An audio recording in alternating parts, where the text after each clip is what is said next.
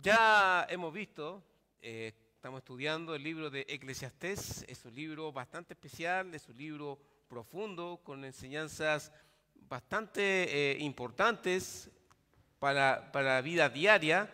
Hablamos de que Eclesiastés no es un libro de cosas espirituales, sino es un libro que habla netamente de lo terrenal, de la vida diaria, ¿ya? De la vida que nosotros vivimos. Hablamos acerca del autor, de quién es el Coelet, el predicador. Ya hablamos de que el Coelet, el predicador, es una persona que se ha instruido, que se ha preparado, que ha profundizado, ya, y que ha sopesado las cosas y que las ha enseñado. Ya es una persona que se ha preparado para dar una verdad, una enseñanza. Hablamos de que este Coelet es el rey Salomón, ¿ya? Y vimos cómo la vida de Salomón, en donde Dios le dio la sabiduría para poder comprender ciertas verdades y enseñarlas. Hablamos también acerca de la última predicación, acerca del contexto del libro de Eclesiastés. Hablamos de un cierto tipo de literatura que comenzó en el Medio Oriente, que se le llamó literatura pesimista. ¿Por qué? Porque era una literatura crítica acerca de la cultura, del pensamiento, de la religión, de todas las cosas. Por eso que se llama literatura pesimista o fatalista, porque era una crítica a todo. Y vimos dos textos ya, una tenía una motivación religiosa, el texto babilónico, y vimos otro texto, un texto egipcio, que tenía una motivación más política. Y hablamos de que los dos terminaban en un solo punto. Los dos hablaban de una crítica de la sociedad, de que ya no había gente para confiar, de que todo era banal, y que los dos terminaban en que la única salida era la muerte, ¿no? Pero Eclesiastés, aunque podemos colocarla en este tipo de literatura fatalista, porque es un libro que critica la forma de vida que tiene el hombre, o sea, la forma como el hombre va viviendo el día a día, hace una crítica, pero no termina en que la solución es la muerte. Vimos la semana pasada donde dice, aún hay esperanza para el que vive. Ya hablamos acerca de que hay ciertos detalles, ¿no? Que nosotros podemos enfocarnos y encontrar el provecho que hay en esta vida. Vamos ahora a profundizar un poco más en el texto de Eclesiastés. Ya vimos ya toda la parte global, el contexto, y ahora lo vamos a profundizar más ya en el texto de Eclesiastés en sí. Y le voy a pedir que me acompañen a Eclesiastés capítulo 1, versículo del 1 al 2. Eclesiastés, versículo 1, capítulo 1, versículo 1 al 2. Dice así la palabra de Dios. Eclesiastés, capítulo 1, versículo 1 al 2, dice así. Palabras del predicador, hijo de David, rey en Jerusalén. Versículo 2. Vanidad de vanidades, dijo el predicador. Vanidad de vanidades, todo es vanidad. Oremos. Padre eterno, Señor, agradecemos este día que tú nos das, Dios mío. Padre, te pido, Señor, tu ayuda, tu sabiduría, Dios mío, para poder exponer tu palabra de la mejor forma posible, de forma clara, fidedigna tu palabra, Dios mío, y que los corazones, Dios mío, puedan ser recibidas, Señor mi Dios, que esta palabra pueda transformar, Dios mío, pueda alentar y exhortar, Dios Santo. Padre, ayúdanos, bendícenos esta mañana, en el nombre de Cristo Jesús. Amén. Muy bien. Aquí hablamos de que inmediatamente sabemos que esta es una literatura pesimista o fatalista. ¿Por qué? Porque ya comienza diciendo de que la vida es vanidad, vanidad de vanidades, todo es vanidad. Entonces, el escritor nos está diciendo, vanidad de vanidad, nos está diciendo, miren, les voy a hablar de la vanidad, pero no cualquier vanidad, sino la máxima expresión de la vanidad. Ahora, entendiendo esta frase, vanidad de vanidades, y entendiendo que no tan solamente la dice una sola vez, sino que la repite 2 veces. Dice el versículo, vanidad de vanidades, dijo el predicador, vanidad de vanidades, todo es vanidad. O sea, nuevamente está repitiendo la misma frase. Esto quiere decir que aún más está enfatizando la idea de que esto es realmente vanidad. Lo que yo les voy a hablar es la vanidad absolutamente máxima que pueda haber. Vanidad de vanidades, dijo el predicador. Vanidad, vanidad de vanidades. Y al final termina con todo, hermanos. Todo lo que existe en esta tierra. Todo lo que pueda haber en esta tierra. Todo el esfuerzo humano que hace.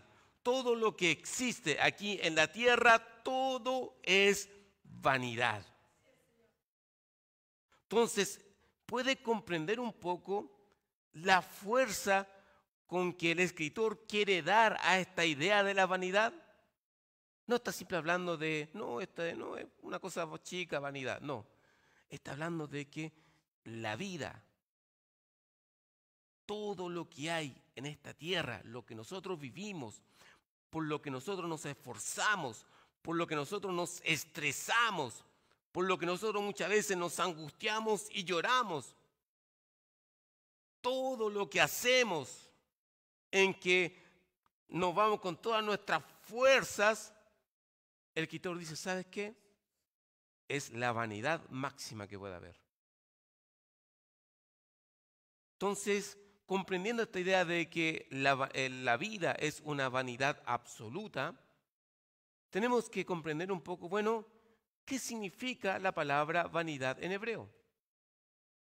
¿A qué se refiere con vanidad? Porque si nosotros vamos o buscamos, ya, por ejemplo, la palabra vanidad en el diccionario, un diccionario español, nos habla de algo que una persona se cree lo máximo, ¿no? Es la máxima expresión de lo que él piensa que él es. Por eso decimos, oh, esta persona es súper vanidosa. ¿Qué queremos decir? Es una persona que se cree alto, ¿no? Que se cree que es lo máximo, que es súper inteligente, que es súper atractivo, que se viste con cosas ya de marca. Entonces, es una persona súper vanidosa. Bueno, ese concepto de vanidad que nosotros entendemos en español no es la misma en hebreo. Hablamos de otro tipo de significado, ¿ya? Le digo esto para que no nos confundamos. Y la palabra vanidad, que ya sabemos en hebreo es Havel, tiene distintos significados, ¿ya? En hebreo es un idioma un poco subjetivo, ¿ya? Que una palabra puede significar muchas cosas y va a depender en el contexto donde está situado. Y Havel puede significar suspiro, puede significar soplo, puede significar vacío, ilusión o incluso fantasma. Puede significar todo eso que según el contexto donde está situado la palabra, Havel. Puede significar suspiro, soplo, ilusión, todo eso. Ahora, ¿por qué le digo esto? Porque vamos a ver dónde se utiliza la palabra vanidad y vamos a ver el significado de esta palabra y así poder comprender, ¿ya? Y poder entender este libro de Eclesiastés. Fíjense que como soplido, fíjense, piensen un poco, como un soplo. ¿Qué es un soplo o un suspiro? Es como, es algo que es corto y pasajero, o sea, es algo que es temporal, un suspiro, ¿ya? Entonces, por eso es que en la Biblia se menciona que la vida del hombre es como un suspiro, ¿no? Es algo que es corto, temporal. La vida del hombre es algo que es pasajero. Fíjense lo que dice en Job capítulo 7, versículo 16. Y Job aquí en su lamento, en su discurso, nos va a decir lo siguiente. En Job capítulo 7, versículo 16, y dice así: abomino de mi vida. No he de vivir para siempre. Déjame pues, porque mis días son vanidad. Fíjense lo que dice Job. Mis días son vanidad. ¿Qué es lo que quiere decir? Que mis días son cortos, pasajeros, como un soplo, como un suspiro es la vida. Fíjense lo que dice en Salmos 39, 4 al 5. Salmos 39, 4 al 5. Fíjense lo que dice Salmos 39, 4 al 5. Dice así la palabra de Dios. Salmos 39, 4 al 5 dice: hazme saber, Jehová, mi fin, y cuánta sea la medida de mis días. Sepa yo cuán frágil soy. He aquí, diste a mis días término corto, y mi edad es como nada delante de ti. Ciertamente es completa vanidad todo hombre que vive. Ciertamente es completa vanidad todo hombre que vive. ¿Qué es lo que está expresando el salmista aquí? Está expresando que la vida humana es corta, es frágil. Delante de Dios, delante de la eternidad, 80, 90, 100 años es la nada misma. Es poco. Hermanos, el salmista nos está diciendo: mis días son contados. Cuán frágil es la vida del ser humano. La vida del hombre es vanidad, o sea, es pasajera, es corta. Fíjense lo que dice en el versículo 11, en Salmos 39, el mismo capítulo, pero en el versículo 11. Salmos 39, 11 dice: con castigos por el pecado corriges al hombre y deshaces como polilla lo más estimado de él. Ciertamente vanidad es todo hombre. Fíjense lo que dice. Dice que Dios deshace como polilla, algo tan simple, así como todo lo que el hombre es estimado. Todo lo que el hombre estima, ¿no? Es la nada misma. Que aunque el ser humano ha avanzado en el conocimiento, en la tecnología, en todo, hermanos, seguimos siendo frágiles como sociedad. Un solo terremoto puede destruir todo. Un solo tornado puede destruir todo. Imagínense un volcán que hizo erupción, arrojó tsunamis y todos en alerta. O sea, hemos avanzado, pero somos frágiles, hermanos. Somos frágiles. Y Dios puede deshacernos tan fácil. Todo lo que nosotros hacemos, lo puede deshacer. Ah, ¿te crees inteligente? Toma. A ver qué tan inteligente eres. Y ahí estamos, nos vemos así como, ay, realmente somos frágiles, una raza frágil. Entonces, la Biblia dice: no deshaces como polilla lo más estimado de él. Ciertamente vanidad es todo hombre, o sea, pasajero, frágil. El hombre es eso, nosotros somos eso. Fíjense lo que dice Salmos 144, versículos 3 y 4. Salmos 144, versículos 3 y 4.